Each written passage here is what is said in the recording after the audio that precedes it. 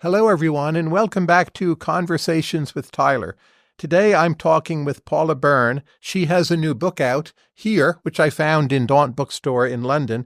It is called Hardy Women, Mothers, Sisters, Wives, Muses. It's about the women in the life of Thomas Hardy and in the novels of Thomas Hardy. Paula is a very well-known and best-selling biographer. She has, among other things, books on Jane Austen, which are wonderful, Evelyn Waugh, a best-selling book about JFK's sister based on new archival research, a best-selling biography of Barbara Pym. She has done work on 18th century slavery, images of Jane Austen. She has written 2 novels, and she leads a group called Relit, devoted to the notion of bibliotherapy. Paula, welcome. Thank you for having me. Simple opening question. What did Virginia Woolf think when she went to visit Thomas Hardy? I loved what she said when she says his face looked like a round apple. Because I always think of him with apples, partly because they made cider at home when he was a young boy. And I think it's just such a brilliant description of that sort of little apple, hot, sort of slightly like an old, a withered apple, but still retaining some sort of juicy flesh. And I think she did really like him. I think she liked him more than she expected to like him, which I think often happened with Hardy. People expected him to be really dour and pessimistic because obviously of the books. And then when they met him, they were quite charmed. He had a very soft and gentle voice. And it was quite bewitching. It was quite mesmerizing. So, and I think she was very moved, obviously because of her father and her Leslie Stephen's relationship with Hardy.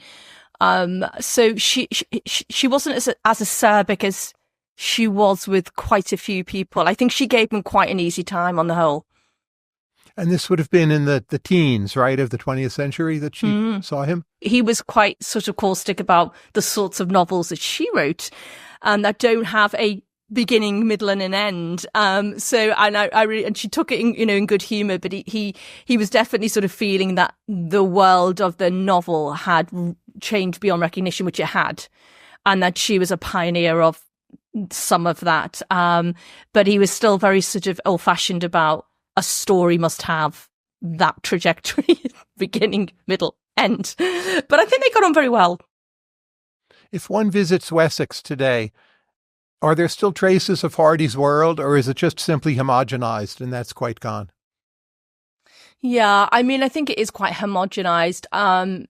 The house, Max Gate, which is where I got the idea for writing the book, obviously retains that original sort of charm. It's very dark, and it's an ugly house, but it's still, I think the spirit is there. And I vividly remember 2 things. One was his study at the top of the house where he wrote Tess, and just feeling just the power of that room. And then the other room that really inspired the book was Emma's attic room, where she disappeared for sort of 15 years. So I think you get a little feel of that in the house in Max Gate, and certainly in the cottage, because that is so beautiful. I've made many pilgrimages to Hardy's birthplace over the years, and that feels so unspoilt. But I mean, Dorchester, for example, is grim. It's shut down. It's just a horrible place. So you don't really get much of the sense of like the real rustic flavour. But the cottage is charming still. But say if one goes to Cornwall or Northumbria, you do feel traces of the past. Liverpool, for that matter. Why not Wessex? What went wrong there? It's a really good question. Liverpool, I don't know, maybe Liverpool, it's a port. And I think that's really important. That the thing about a port, I'm in Manhattan now and I'm by the river, and it really feels like Liverpool. I feel like I'm back in Liverpool. And I think there's something about a port because it's always changing. People are coming and going. There's musical influences. So you'd almost think that somewhere like Wessex, it would be easier to retain some of that. And yet it just has, I felt it looks very run down. I mean, I'm thinking really here of Dorchester, but obviously places like, the seaside, Lulworth, Cove, and all these beautiful places are still incredibly gorgeous. And I think that's where you do really get a feel And to some extent, Dorchester, where the prison was, and you look, and Winchester, where Tess was hanged. I mean, there are places in England where I think you can get a feel for that. But I think if you live in the life of the imagination like I do, I can really see it. But I took my son with me and he was like, this is a dump. This is horrible. There's no Hardy here. So I think from the young guys, he was just like, this world has gone. This world has evaporated. It can never come back. If we ponder, say, Jude the Obscure, what's your implicit model of why it is for Hardy first marriages are so hard to break from? I mean, that is a massive question. And Jude, I think so much of Hardy's life is poured into Jude. It was such a personal book for him. It would take a very, very long time to answer that question. But it was also around the time when he was writing Jude that his marriage had by then completely ended. There was no going back.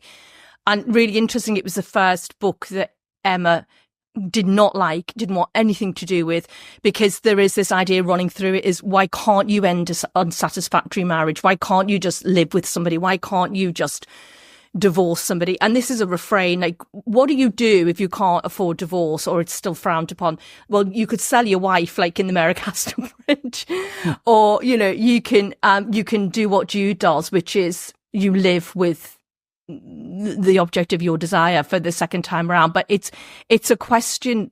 The second marriage question was so huge for Hardy because he was so miserable. He was so miserable in his first marriage and he just couldn't see a way out. But he did also come from that background, that working class background, where it's still really frowned upon to divorce or to leave your marriage. And it was so complicated with him because when she does die, he sort of fell back in love with her, which is so typical Hardy. But why write the 1913, 1914 poems to her? He's in what, the first year of his marriage to Florence? She can't be crazy about that. Why is he self-destructive? Or is it what he needs to do to make a second marriage work? I don't know. I mean, there was a cruel streak in him, I think. I think you have to be quite cold-hearted to do what he did to Florence. Because having sort of moaned and complained about Emma and pretty much moved Florence in, then to fall back in love with his wife is a little perverse. And of course it made Florence feel completely awful. And then she couldn't live with, it was like Therese Racan, she couldn't live with the dead ghost. But I do also think, this is where my sympathy swings for Hardy, that when somebody does die, you tend not to think of the bad things they've done. You tend just to remember the good things they've done. I've noticed this over and over again. People tend to just really linger on the positives. And there was so much remorse. And he just did remember that beautiful young Emma. So he did want to pay tribute to that. But you've just got to remember, Tyler, as well, he's a writer. Like, he's going to use that for copy.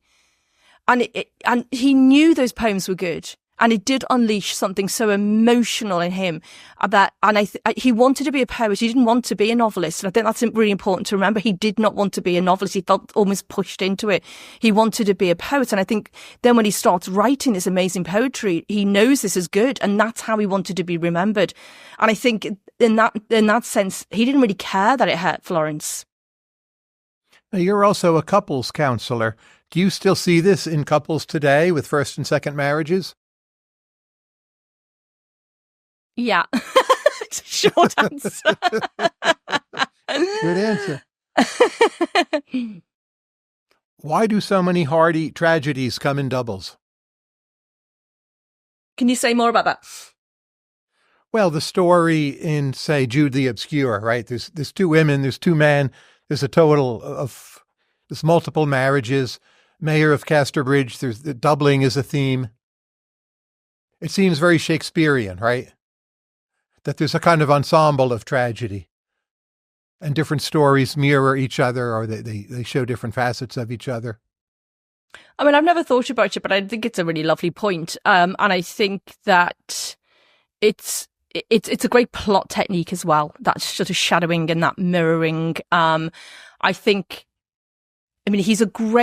love his plots. I think it's just so hard to get a plot right. And he does that really, really well. So I think again, But again, for me writing the book, I was always conscious of this is a man that, between those later novels, wants to get out of his marriage. So he's always looking at the alternative relationship, like what would happen if this happens, or what happens if that wife dies. So he's always got that refrain going through in those later novels, but not in the first ones when he's still so madly in love. But also with Hardy, he's always in love with the unattainable. Like that's the whole thing with him. That's why I think the well-beloved is so interesting, because it's the pursuit of the well-beloved that once you get it, you don't want it. And I see that in couples counselling a lot.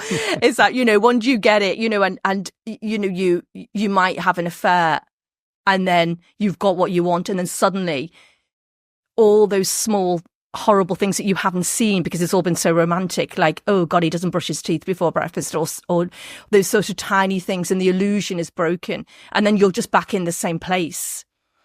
So I think for me, for Hardy, he almost as soon as he married Florence, he was falling in love with somebody else, and that's just what he seems to do all throughout his life, that unattainable beauty, because he's so susceptible to female beauty.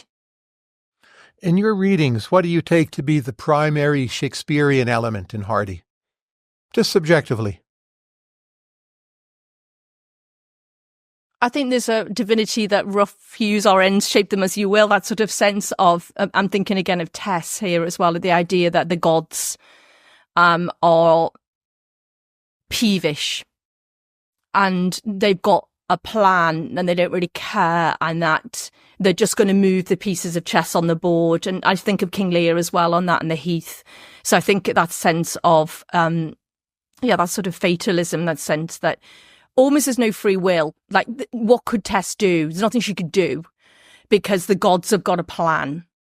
And that sense of providence, that is really deeply Shakespearean, in Shakespeare's very dark period, I have to say.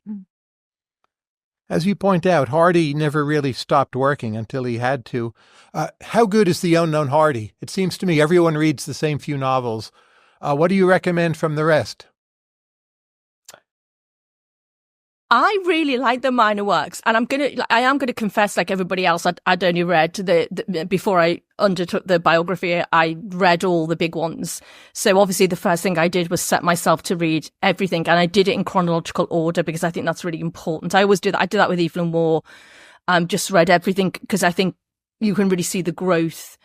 And I do think some of those minor novels are really, really fascinating and sort of not Hardy-esque, Two on a Tower. It's just so fascinating. It's so brilliant. The Telegraph and all the sense of the new world and innovations. So I really like the minor works. I find them interesting, but above all, I really love the poetry. And that I really, really fell in love with the early poetry written when he was sort of 25, because it's so modern. It was so shocking. Like when I read some of those early sonnets, and I just thought, this sounds like somebody is writing it today. It has the most fresh feel and voice. And I would urge anybody who thinks they know Hardy to go back and read those early poems, because they're really quite astonishing. But I do really like the minor works as well. Now, in another book, you argued that Mary Robinson was arguably the most interesting woman of her day in 18th century England. Why? I think because she really understood celebrity, even before celebrity had been invented. She really understood how to market herself, how to fashion herself, how to reinvent herself, and how to support herself. And she was really, I think, a very, very interesting writer. She understood the importance of image really before many people did, and used it to her advantage. So I think she is, for many reasons, so fascinating. And the poetry of the Morning Post. I mean, she was a prolific writer and poet. She didn't let her disability impede her. And just more than anything, she just really, I was really frightened of her when I was writing about her. I was like, I don't ever want to meet this woman. She's really scary. And I couldn't wait to get out of my house when I'd finished writing about her. But I think about her all the time. In fact, I'm writing a novel about her in a minute. That's great. Who is arguably the most interesting woman in England today? That is such a good question. I don't really find anybody interesting in England, really. Catherine Rundell? Amia Srinivasan? I would think Catherine Rundell, whether or not one agrees, she would be the obvious first pick. My mind just goes, like, I instantly go to people like Sally Rooney, but I don't really like her. It's like, I'm sort of, and I just go. That's not England. Yeah. And that's Ireland, yeah, not Great Britain. Well, you are from Liverpool, right? I am from Liverpool, yeah. But the other side of the water, I'm Merseyside, so yeah. But they have a lot in common culturally. Yeah, no, they do. But I've been living in America for far too long. I've been in America for 6 years, so I'm like, I'm really not sort of aware of interesting women, much to my shame. Now, you've had a long-standing interest in Jane Austen. What's your sense if you think of late Georgian theatre in England, which was a big influence on Austen, but just how good was it? If you or I went to one of those plays, would we be bored? Would we think it's stupid? Would we be amazed and wonder why the theatre had declined? What do you think? Obviously, it's guesswork, but you must have a sense. I think they did it quite interestingly because, they would do like a 5-act serious play and then there would be like a farce and then there would be, or at a dance. And so there was a little bit of something for everybody. So you could go and see your Shakespeare. And I think particularly in the Georgian era, this is the time when those really great actors, Sarah Siddons and, obviously Garrick, coming to the end of Garrick, but Keane, Edmund Keane, George Cook, these Dora Jordan, these absolutely brilliant actors. And it's so hard because we don't know why they were so great. Like Jane Austen talks about Edmund Keane in her letters and says he's so natural, but we don't know what that means. Like to us, it's like we think of method acting, don't we? We might go to Sean Penn or we might go to the great method actors. And so when they say, oh, he's so natural, what does that actually mean? It can't mean the same thing that it can mean to us. But what I do know is it wasn't like declamation and, throwing your hands and being like over the top. It was tempered down. I think when Jane Austen calls it real hardened acting, good acting is real hardened acting. So I think there was definitely, you could see some of that. But a lot of people just sometimes went for the farce. And the farces, I think, were great. Like She Stoops to Conquer is hilarious. So the Rivals, Sheridan. People would just go and, they'd go halfway in and see the last bit of the main play and then they'd see some great farce. And I think often people went to see each other. They went to look at each other. So there was a lot of gazing around the room and who's there, what are they wearing, what are they doing? And also it's very noisy. So people didn't sit there in deference like they do now. They'll be chatting and jostling and talking, and it was much more sociable. And it's a place where the classes intermingle, and there aren't many places like that in Georgian society because it's so stratified. So I think it's really fascinating as a sort of social space where you might mistake a prostitute with a fine lady because she's wearing the clothes of a fine lady because she's bought them secondhand. You've got all these interesting things going on, but I think it would be really good fun. And how is the farce related to Austen? Well, she loved farce. She in her letters, she talks about going to see Don Juan, and it's a farce, and she's like, oh, a compound of cruelty and lust, she calls it. But and there's other farces that The Wonder That a Woman Keeps a Secret, not very feminist, by Susan Sontlever, and she's laughing. She says, oh, the farce really pleased me. And I think she had quite low taste. I think she was hard to please, so she really liked the farce. And also she used to take the children of the family, so they'd like a good farce. So I think she was quite eclectic in her taste. But, these clowns were really funny. They were really good. And I think, she wasn't a snob. She wasn't an intellectual snob. She did want to see Mrs. Siddons in the great Shakespearean roles. But she also loved comedy. And she is a comic writer, which we all forget about, which is the most important thing to remember about Jane Austen, is how funny she is. So, and I argued in my very first book that she could never have been such a good comic writer if she hadn't watched all those farces, if they hadn't performed them at home, if she hadn't read them, because her sense of comic timing is derived from 18th century theatre. Pride and Prejudice is so much dialogue. So it is like being at a play. And then she used to read her novels aloud, and that is like being at a play as well. So for me, that was such a big and undervalued influence. How is Mansfield Park set against a background of war? Total war, you could say, by the standards of the time. Well, she's a war novelist because, many of her novels are written in the background of the French Wars and the Napoleonic Wars. And Mansfield Park, I think, is particularly 1814 is a really interesting year. There's some very interesting books being written in that year. It happens to be my favourite Jane Austen novel, Mansfield Park. I know everybody hates it, but I really love it. I find it so different to the others and so much more serious and so much more interesting. So although she doesn't set out to deal with, she's not a war novelist, but it infiltrates, it's so turbulent, there's something is always happening in the shadow hinterlands. You will get that feeling with Mansfield Park of great unease, I think, that the house itself's corrupt. I've always felt that the Crawfords coming in and corrupting the house isn't what's really going on. It's the house that's corrupt, and the house is built on the spoils of the slave trade. So I think it's much more interestingly politically. The trips to Antigua, they're to slave plantations? Yeah. Very clearly, and she says so. And Sir Thomas, the house is built. It's a new house, Mansfield. It's built on the spoils of the slave trade. And he goes out because there's unrest, and we don't know what that is, but there were enslaved riots happening at that time, especially in Antigua. And he takes his wild son with him in the hope to get him away from wild company, which doesn't work. But I think you always get that sense of the spoils of the slave trade. And then, of course, Fanny's the only one brave enough to ask Sir Thomas when he comes back, and she asks the question about the slave trade.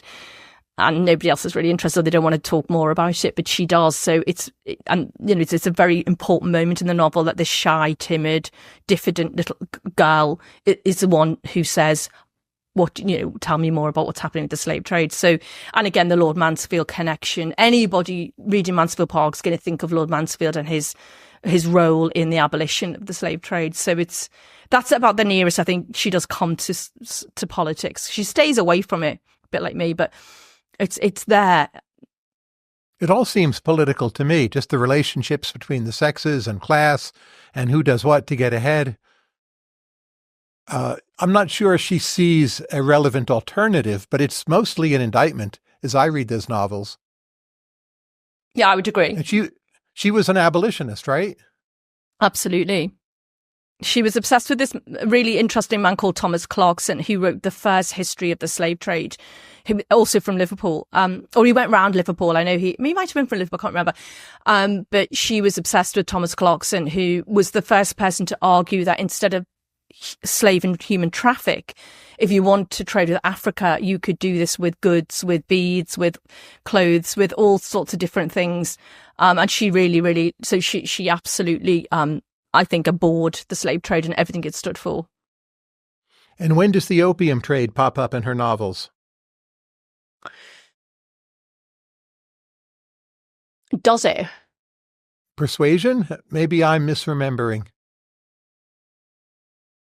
Anyway, we will ask ChatGPT in our spare time when we're done. Definitely. You recommend a movie, Patricia Rosima's version of Mansfield Park, which is now on my to-watch list. But why is that more interesting and vital than most other Austen adaptations? I think at the time, it was quite a while ago I saw it, and it did feel very refreshing because it really engaged with the politics, it engaged with the slave trade. I think it revealed Fanny as more spirited. It's not a faithful adaptation, put it that way. And I know it really did divide people, but I thought at the time, I was like, it's really fun. It's really risque and it's fresh. But then I saw it again recently and I was a little disappointed. I was like, oh, it's not as brilliant. You know how you go back to a film that you love and you think, oh, that's so great. And you go back and you're like, I don't think anybody's really got Mansfield Park right, but there was something very new and fresh and vivid about the way that she filmed it as well. And filmically, it's really interesting. And I really liked her depiction of Tom Bertram, the wayward son, and his engagement with the slave trade. And I really liked the way Harold Pinter played Sir Thomas. And he was really he was a bully, which I've always felt that Sir Thomas is a bully. So she took lots of risks. I mean, ultimately, she doesn't get Fanny right, but I just felt at the time, Yeah, keep it fresh, keep it relevant. We don't have to be so faithful, and we don't have to be like all frocks and smocks and big houses. Like every Jane Austen adaptation, the house is way bigger than what it would have been. She's not interested in aristocrats. She's interested in gentility. So they've always kind of got it wrong. And the films I like, I love Clueless. Clueless is the best adaptation. Because it's so funny. Like she just gets the funniness, and that's the really important thing. Clueless is so great. And that has never lost its charm for me. Your book on Evelyn Waugh, the phrase pops up, and I quote, naturally fastidious. Why can it be said that so many British people are naturally fastidious? Your questions are so crazy. I love it. Did I say that? I think Evelyn Waugh said it, not you, but it's in the book. Do you know, give me the context of that. Oh, I'd have to go back and look. It's just in my memory. That's really funny. It's a great phrase. We can evaluate the claim on its own terms, right? Yes, we can. I'm not sure they are anymore. It seems maybe they once were, but the stiff upper lip tradition seems much weaker with time. Yeah, I think Evelyn Waugh would be appalled with the way England has gone. Naturally fastidious. Yeah, I think, yes, it's different to reticent, isn't it? It's fastidious, hard to please, it means, doesn't it? Fastidious, naturally hard to please. I kind of think that's quite true of Evelyn Waugh's certainly of Evelyn Waugh, because he was naturally fastidious. That literally sums him up in a phrase. If I go to Britain as an American, I very much have the feeling that people derive status from having negative opinions more than positive. And that's quite different from this country. Would you agree with that? I would. And I would agree. And I think one of the things I have always loved about America was that, I know it's such a cliche about, Americans have this sense of positivity and you can do anything, but it's true. And, I do find in England there is a sort of real Eeyore, sort of dour, sort of putting you down or putting you in your place, but I kind of like that as well. So like with Scouse humour, it's very much keep you in your place, don't get too big for your boots. And I kind of like it because I think the corollary, the opposite of that is what the phoniness of Americans, like, when you go to LA and everyone's like, oh my God, you're so beautiful. It's amazing. And like, oh my God, like, and you just think you don't mean a word of what's coming out your lips. So I think like the balance, New York feels like the balance is pretty right. When did that start in Britain? Does it exist at the peak of Victorian Britain? One doesn't feel it in John Stuart Mill or many other writers. What's the evolution of that? Because you've written British biographies about a number of different eras. You mean the stiff upper lip? Well, the negativity as a means of conferring status upon yourself. Yeah, I mean, I think it's slightly tall poppy syndrome, that you don't want to big someone up too much because it makes you feel small and it takes your light away from you if you're a tall poppy. But I think it is tied in with something that I've really come to value the older I've got, which is English reticence and English diffidence. And the older I get, the more I'm like, I really like that, because it does feel very intrinsic to who I am as a British person, which is, it may not be, you might say negative, I might say realistic, you might say pessimistic, I might say honest. It just sort of depends how we define these things. But I think when someone gives you a compliment, or to me, they mean it in England. They mean it, because they very rarely give you one. And I'm like, oh, you must really mean that. And that has value. And I think that stiff upper lip has value. And as a therapist, it also does not have value. As a therapist, family secrets are the worst thing that you can ever do. So I see both sides of it, if that makes sense. But in terms of the novel and in terms of the great writers, I think I think you're right about that. There is a sort of deep pessimism that runs, like a strain that runs through it. However, as with Evelyn Waugh and Jane Austen, you always get that leavened with satire, with humour, with don't take yourself too seriously. Like, I think that's the great British sin. Don't take yourself too seriously. Like, if you take yourself too serious, you're doomed. And do you read Waugh as actually a snob and a misanthrope, or is that a kind of put on? and that actually he's very good-natured about humanity? The latter. I completely think it's put on. And I argued this really strongly in my book, that everything was a joke, everything was up for a joke, and he played the part of the sort of grumpy colonel, which he talked about himself. Deep down, he was incredibly kind to his friends. He was deeply sensitive. He wasn't a snob. He made, and again, he makes fun of the aristocracy in Brideshead, even though people don't always see that. I don't think he was any of those things. I think he was a snob about cleverness. I think he was a bit of an intellectual snob. I think if you were really stupid, he wouldn't have much time for you. And maybe that's a British thing too, but he really valued wit and good conversation. But it didn't matter whether you were, like, his bagman, when he was during the war, his bagman adored him. And there's an interview where they're trying to get this bagman to sort of say, oh, he's a horrible snob, wasn't he? He said, no, he's absolutely lovely. Well, did he shout at you? Was he horrible to you during the war? No, he couldn't have been kinder. And he was somebody who knew him intimately during the war. And he just did not have a bad word to say about him. So it's become a bit of a parody. And he became a bit of a parody of it himself. He parodied himself. But I think he played that part, and for me, he certainly was not a snob. If I understand your life history correctly, you and your husband come from very different status bands in British society. How do you think that shapes the books and biographies you write? I think we're both interested in social class, but I think if you live in England, you are, because it permeates everything. Another thing I really love about America is, and I know there is an American class system, I know that, but I've always felt very free in America because people don't judge me by my accent, whereas in England, you were instantly judged by, oh, you're a northerner, that means that you steal things, or you're a northerner, that means that you're stupid, and I've never got that in America. So I think my husband and I have always been really fascinated, and we come from different backgrounds, but the great unifying thing for us always was books and literature and art and music and all the things that we have in common. So I think it's, yeah, I mean, it does shape the writing, because I'm interested in people who write about social class. Jane Austen, Evelyn Waugh. Now, obviously, sure. I'm drawn to Barbara those writers. Pym, yeah. And same with him.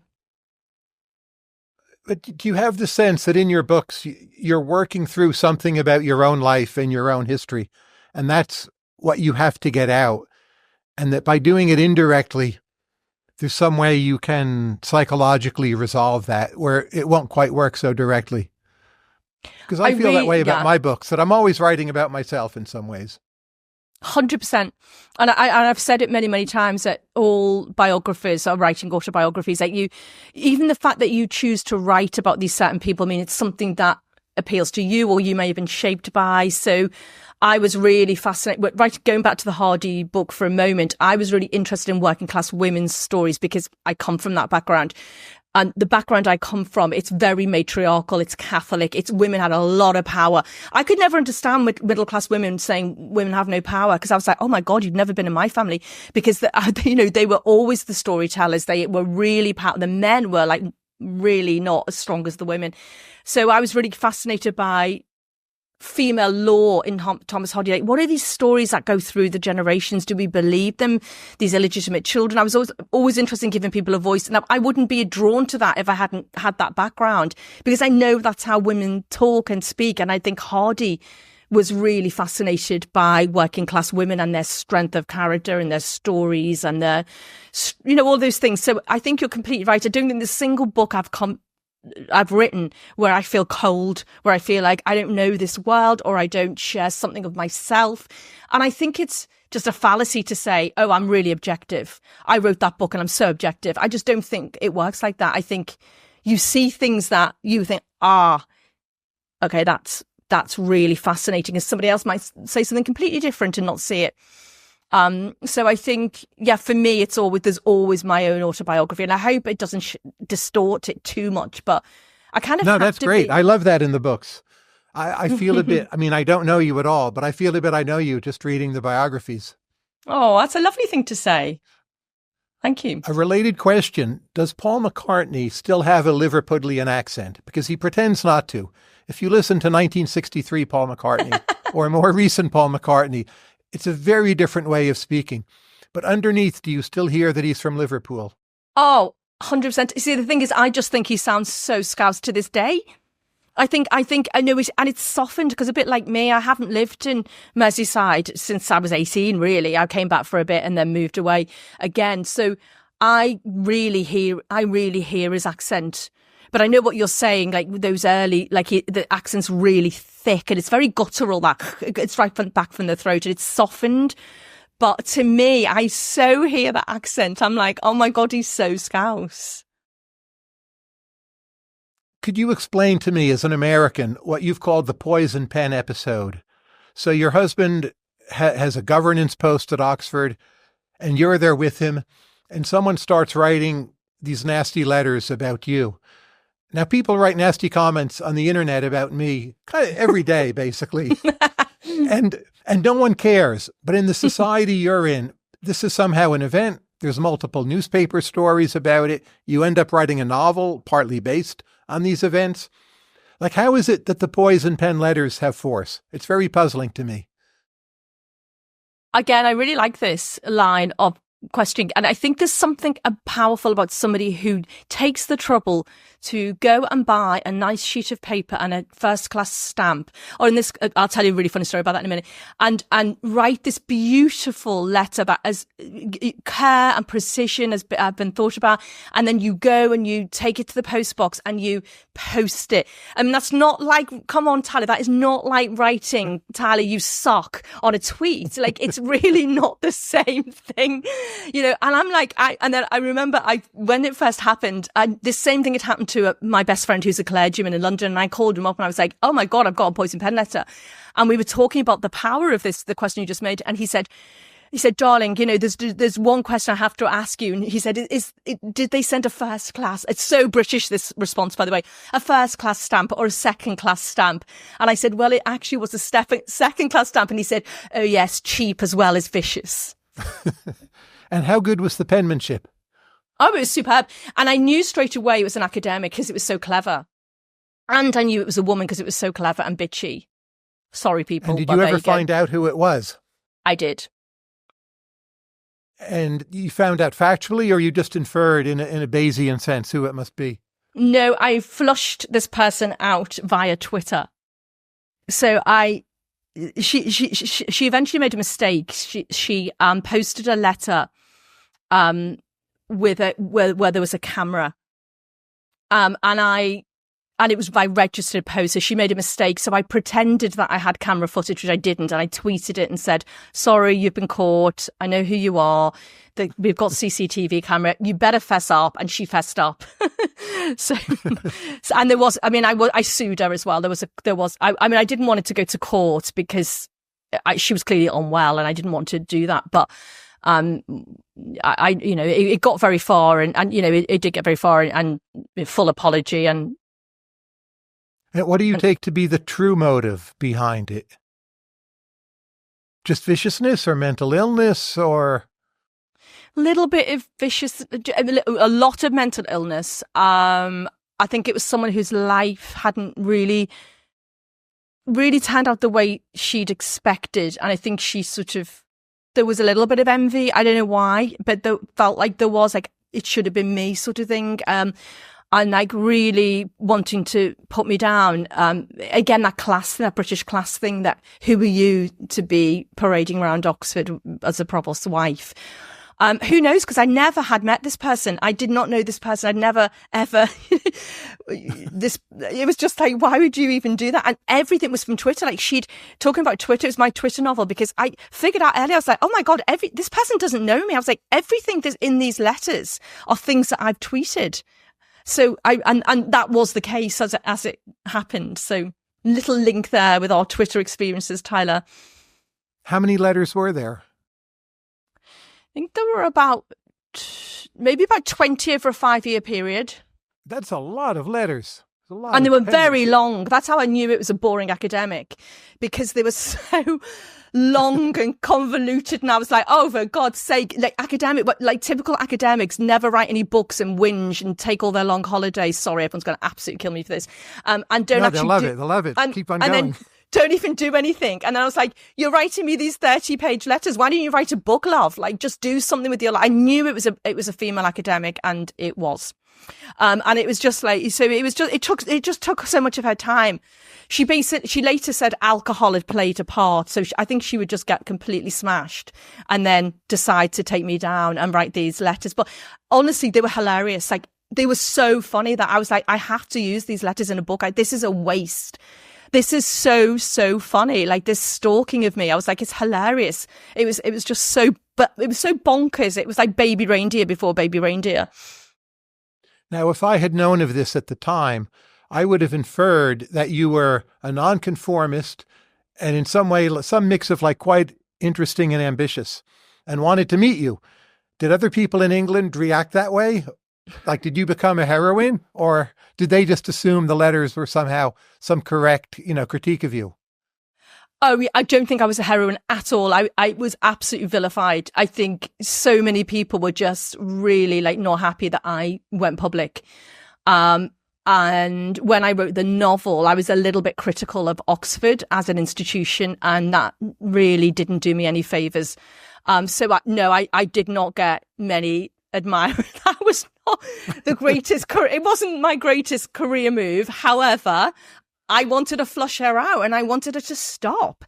So I was absolutely determined that something positive would come out of this horrible, because it is distressing. And I know I make light of it, but it is really, really horrible. It was so nasty and vicious and cruel.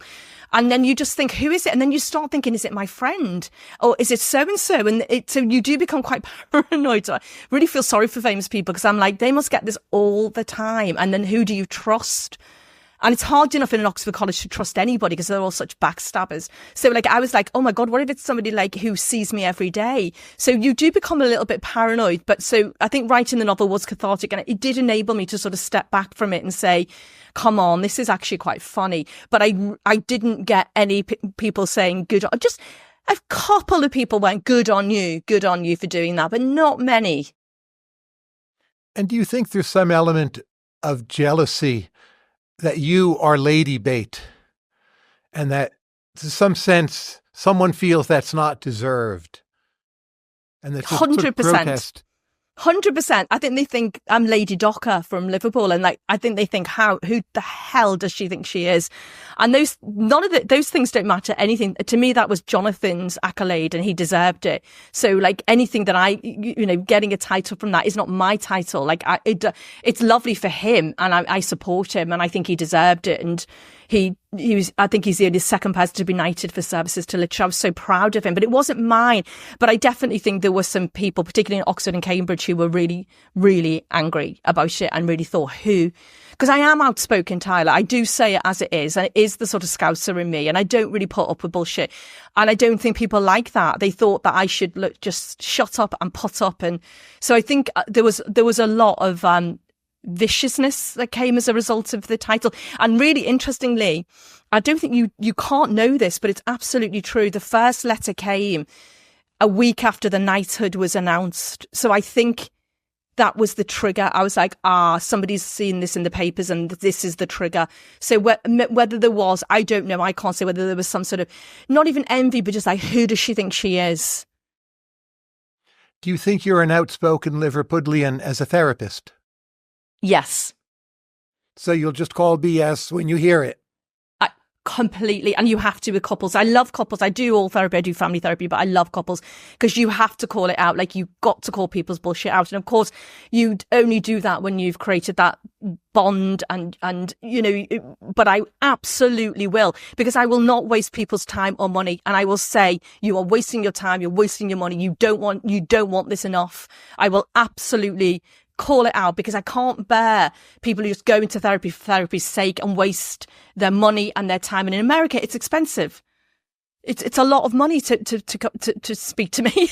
Like, I've got to be worth it. I've got to be worth it. I want them to feel good about this. So I am outspoken, but I'm gentle too. And I think I've always been a good listener. So I've not had any complaints. Now, I know it's hard to generalize, but if you think about how American couples are different from British couples, I mean, what ideas come to mind? I really think American couples are incredibly, I know this makes me sound a bit of a tosser, but they're so sweet. Like, I feel like, well, I lived in Arizona for so long and I was just like, God, the relationships are so lovely. They're so kind to each other. They're so warm. And I was like, British people are just so horrible to each other. I feel like we're always in an Ivy Compton Burnett novel where everyone's like whispering horrible things under their breath to their husbands and their wives. I feel like the family values in America and is huge for me, but it may be the West Coast thing as well. I was like, wow, so much family and support. And of course, not everybody, but just generalizing, I'm like, wow, there's a real support within the family that I haven't seen quite so much in England. I think seems a little bit more fraught, and so many people who marry their college sweethearts. I'm like, how does that even work? Like, how can you still be married to someone you knew when you were 14? It's like, seriously, do you really want to stay together? You can leave. You think there's evidence of any kind of mental health crisis in the US today, and maybe only with people's children. But I see some of this. Parents with teenagers or children, say, in their 20s. I hear of many more issues than I would have, say, 15 years ago. Maybe 100%. People just talk about it more, but this to me is notable. Do you agree or find the same? I do agree. And my favourite group, apart from couples, are teenagers. They're the population I always wanted to work with in therapy. And I'm fascinated by teenagers. I love them. They're hilarious. And, you know, they are just great. And I'm shocked by how many teenagers are seriously depressed. Like, I'm seeing 11-year-olds with depression, 12-year-olds with depression, 13-year-olds with depression. And that's something that I think is new, and just the sense in which, and I'm not going to blame social media for this, I think social media is fantastic, but the pressure young women particularly I noticed in therapy are under to that sort of cult of perfection. And also when you're bullied, there's no escape. You know, I can remember being bullied and I was like, at least you'd go home and then your parents would be nice to you and it'd be fine. Your siblings would just, like, you'd laugh it off, but there's no escape. There is no escape at all. I love that population. And I think there is a huge mental health crisis, no matter however way you cut it. There really, really is. And the sad thing is that I'm a family therapist, so I really love families. I love getting families in a room because you can't just take one person's perspective. Everyone has a different perspective, and making families stronger. I think therapy is just so brilliant and important for all families in order to connect. That's the E.M. Forster thing, isn't it? Only connect.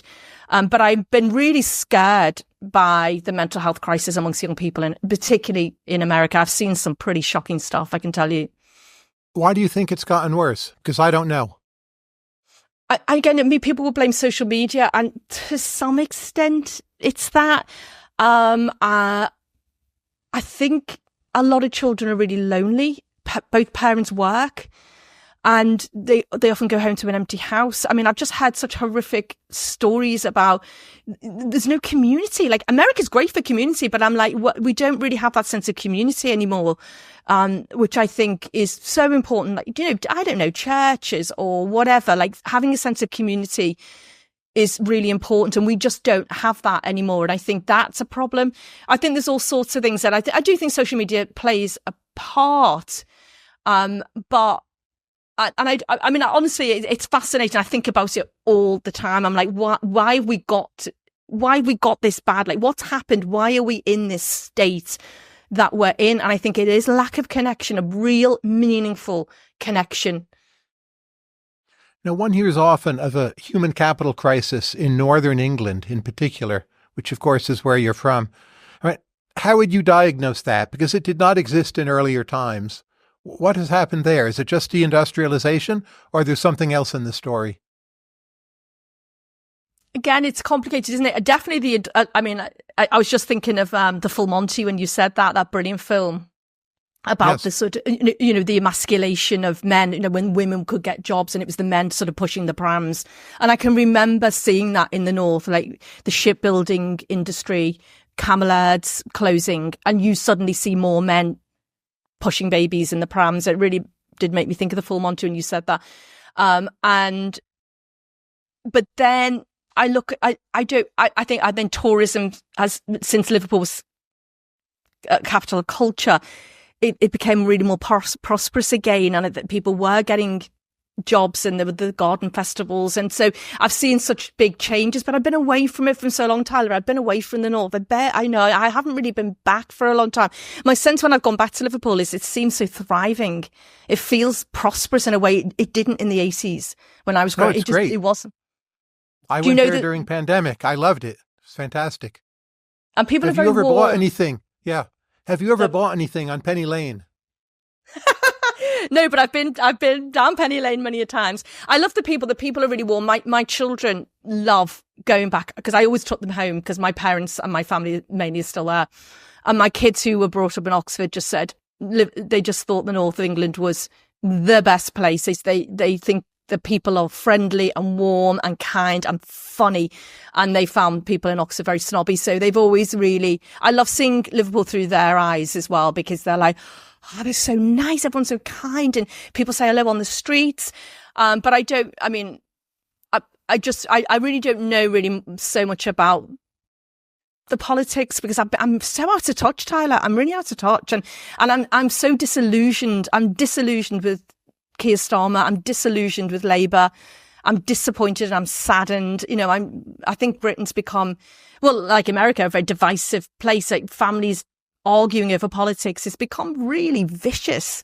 You know, within families, people not speaking to someone because you voted for Donald Trump, I'm like, wow, how did it get to this? Like, who cares who somebody who votes differently to you? You still can love them. But it's become so divisive. And I think the pandemic going back to mental health, huge impact on adolescents. They really many of them had a very hard time during the pandemic. So I think there's lots of complementary and complex issues around that, really. What's the most underrated Beatles song? I love the Beatles. I really like the B-sides. I like George a lot. I'm going to go with Yes It Is. It's a great song. Yeah. Wonderful harmonies. I said You Won't See Me when someone discussed this with me recently, but Mr. Moonlight also. No one likes, but it's an amazing vocal. One of John's You Won't See Me is a great song. Yes. That is a great song. The melancholy in there is just incredible. The melancholy and the harmonies. And I love this boy. You know, I think the harmonies of just, those early harmonies are so beautiful, but I really love the B-sides. And, Yes It Is. Yeah. Yes It Is so gorgeous. Excellent choice. What's the weirdest thing about living in Arizona? Well, I don't know. Truly weird. The weirdest thing about living in Arizona, oh gosh, there's so many. Oh my God, I love it. You're near Phoenix, right? Yes, sort of Scottsdale. I love the landscape. It's incredibly beautiful. What's the weirdest thing? Do you know what I think it is? I know this makes me sound so incredibly shallow. It's that the restaurants are in malls, shopping malls. I'm like, where are the restaurants? Like, where are the cafes? Where are people sitting outside, like people watching? But you have to go to a mall to get a meal.